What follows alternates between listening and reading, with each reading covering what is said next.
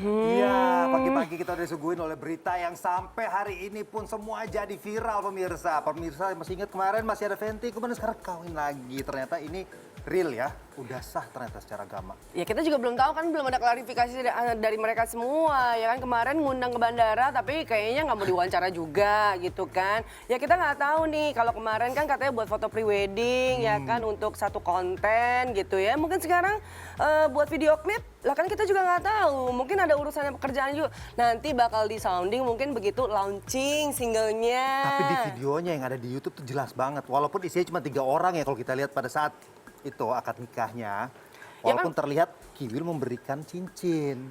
Tapi anehnya pasangan sampingnya kok nggak ngasih cincin ke Kiwil ya? Biasa Jadi kan tuker-tukeran cuma gitu kan? satu doang Nah, kali iya. ya. Mungkin lagi bikin sinetron kali ya. Kita pokoknya nantikan aja klarifikasinya daripada nanti berspekulasi lebih melebar gitu kan. Lebih baik sekarang ini ya sudah, nggak apa-apa mereka menikmati ya. Mbak Rohima kayaknya harus sabar lagi. Kasihan lo tanggal 15 kemarin akhirnya ke apa itu? Pengadilan Agama. PSTS ya. Satu Ini- pintu itu tuh yang pemerintah punya, Iya, saya lupa lagi jadi- namanya. jadi, mengajukan gugatan cerai. Aduh, ya udah pokoknya kita nantikan aja seluruh klarifikasinya. Nanti kita akan siap-siap mengundang mereka lagi ya untuk bertanya-tanya gitu ya. Pasti hari ini kita juga akan memberikan informasi sama pemirsa ya dari dunia selebriti. Tentunya di Insert Pagi bersama saya Lenatan. Dan saya Evan Sanders, kita sudah siapkan sejumlah informasi menarik. Berikutnya kita punya dari Aura Kasih yang baru saja menghebohkan jagat media sosial dengan pengajuan gugatan cerainya kepada sang suami. Oh akhirnya memasukkan gugatan cerainya karena kan kita tahu ya sepertinya sudah pisah rumah gitu ya, terus juga kayaknya sudah menghapus berbagai macam foto dari sang suami. Akhirnya gugatannya sekarang udah masuk nih. Kita juga pengen tahu apa sih yang membuat Aura Kasih akhirnya menggugat cerai sang suami. Apakah karena mungkin long distance relationship akhirnya nggak tahan atau ada apa ya? Suaminya katanya sibuk loh di sana, lo kerja terus. Nah itu dia, karena di sana dan nggak tahu sibuknya seperti apa kan menjadi pertanyaan kita semua. Sebenarnya ini pernikahan serius apa enggak sih? Karena kita tahu Aura Kasih sudah punya anak, ya paling tidak kan harus ada tanggung jawab. Apakah ini menyangkut masalah finansial? Kita lihat sama-sama pemirsa. Ini dia. Mengejutkan, pernikahan Aura Kasih dan Eric Klaises kini benar-benar berada di ujung tanduk perceraian. Tim Insert mendapati nama Saniani Febria Wiratmaja sebagai penggugat dan Eric Klaises Alves Amaral sebagai tergugat tertera jelas di Pengadilan Agama Jakarta Selatan. Kabar keretakan rumah tangga yang sudah sejak lama silih berganti menerjang pernikahan Aura Kasih dan Eric kini bukan lagi sekedar kabar burung. Kepada Pengadilan Agama Jakarta Selatan, Aura Kasih mengadukan persoalan lewat gugat cerai yang didaftarkan pada hari Kamis 17 Desember 2020 kemarin. Saat ditelusuri tim Insert, nomor perkara, nama lengkap penggugat dan tergugat, hingga kapan gugatan itu didaftarkan terpampang jelas. A-nya 2, A Atmaja gini kan? DJA, DJA ya. Ad DJA, At MADJA, MA ADJA. DJA. Bismillahirrahmanirrahim. Wah, udah tuh. Belum tahu sidangnya kapan ya Pak? Belum.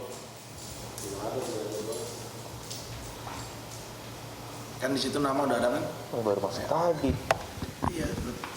Ya pemirsa Insert, saat ini tim Insert mendapatkan informasi bahwa ada sosok publik figur sedang mengajukan perceraian di Pengadilan Agama Jakarta Selatan. Dan saat ini saya bersama tim Insert tepat sekali berada di depan Pengadilan Jakarta Selatan. Dan tadi saya sudah cross check, memang data publik figur tersebut ada dengan nama Sahyani Febria Wiratmaja atau biasa dikenal dengan Aura Kasih. Tadi saya bersama tim Insert sudah mencoba cari tahu datanya, memang dia mengajukan siang hari ini.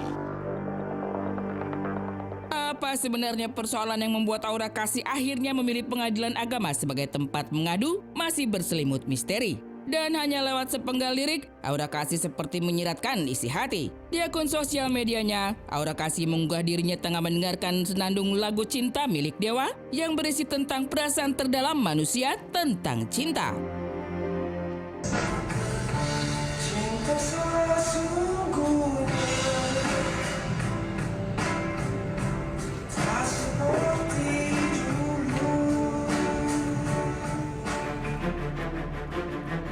Keputusan Aura Kasih menggugat cerai suami tentu mengejutkan. Apalagi ketika beberapa bulan lalu di acara Rumpi Trans TV, Aura Kasih tampak baik-baik saja membagikan kisah rumah tangganya dengan Eric Claeys. Pada bulan Agustus lalu, sang penyanyi berparas cantik ini tampak santai membeberkan alasan mengapa suaminya tak kunjung pulang ke Indonesia. Jadi sebenarnya bulan Maret itu dia ada kontrak kerja di sana, iklan salah satu merek mobil. Aku bilang, ini yakin ke sana lagi corona nih, aku bilang. Cuman corona itu masih kayak kedengeran di bagian sana lah. Gitu ya. Gak apa-apa lah, dia bilang dia pergi. Taunya dia bilang nyangkut, nggak bisa balik setelah Dari selesai sananya kerja. belum boleh keluar. Belum boleh, kayaknya sekarang udah boleh. Tapi ternyata dia ada beberapa kontrak kerja sama PH di Bangkok. Sama ada dari PH-nya di Amerika kalau nggak salah. Jadi dia harus stay di sana. Karena kalau dia kesini, dia nggak bisa balik lagi ke sana. Sedangkan dia udah kontrak. Jawaban Aura Kasih pada bulan Agustus lalu seperti menjawab segala teka-teki terkait kabar pisah ranjang pasangan ini. Tapi kini, ketika berkaca pada gugatan cerai yang baru saja didaftarkan, Aura Kasih seperti menyimpan luka menganga di hatinya. Dan tak hanya kali ini, kisah suami istri ini telah menjadi sorotan sejak mereka meresmikan pernikahan pada Desember 2018 lalu. Kala itu, berbagai isu tak sedap sempat menerpa sebelum akhirnya Aura Kasih angkat bicara bahwa dirinya telah lebih dulu menikah secara siri pada bulan September di tahun yang sama. Bulan September lah, dia mulai dia masuk malam, dibantu sama ada salah satu guru aja aku juga, terus akhirnya kita nikah secara agama. Di bulan September iya, itu? akhirnya aku nanya, kapan kontraknya selesai dari Bangkok? Dia bilang bulan Desember lah gitu. Desember awal. Oke, maksudnya mau nggak diangkut nih ke Indonesia? Terus dia bilang ya oke, ayo aja. Kalau nikah sini kan kita nggak nikah agama ya kita bilangnya. Nikah agama kan nggak ada surat. Memang itu tidak disahkan oleh pemerintah gitu loh. Dan sementara kan untuk sertifikat anak, untuk segala macamnya dan untuk butuh dokumen. Dan untuk perempuan sendiri tidak disarankan untuk nikah siri kecuali memang akan nikah beneran ya gitu. Karena perempuan akan sangat dirugikan banget. Resmi menikah bukan berarti suara sumbang turut redam. Tingkah keduanya di dunia maya menyeratkan ada persoalan di antara mereka. Sama-sama menghapus foto satu sama lainnya di sosial media mereka, Aura Kasih juga tak mengikuti akun sosial media suaminya sendiri. Masa sih ada dong? Ya ada ya. Ada, jangan sedih Kak. Sempat ada rame dah kamu dan suami tuh karena apa gitu? ya? Apa ya? Apa sih di unfollow? Apa sih? Masih follow-followan nggak sih kamu? Malah aku dibilang netizen, ih bucin banget sih, yang lain di unfollow cuma lakinya doang yang di follow. Apaan sih? Gue bilang dasar. Ada juga yang ngomong kayak gitu, gara-gara baru teman-temanku juga gitu, ih gue di unfollow ya, laki lo doang yang di follow. Sabar. Bahkan, ketika usia pernikahan mereka belum genap 1 tahun, di penghujung tahun 2019 lalu, Aura Kasih juga diisukan melayangkan gugatan cerai pada suaminya. Tapi kabar itu menguap seiring waktu. Lantas, bagaimana nasib rumah tangga Aura Kasih dan Eric yang baru berusia 2 tahun? Akankah meja hijau jadi jalan terakhir untuk menyudahi segala persoalan? Kita tunggu saja.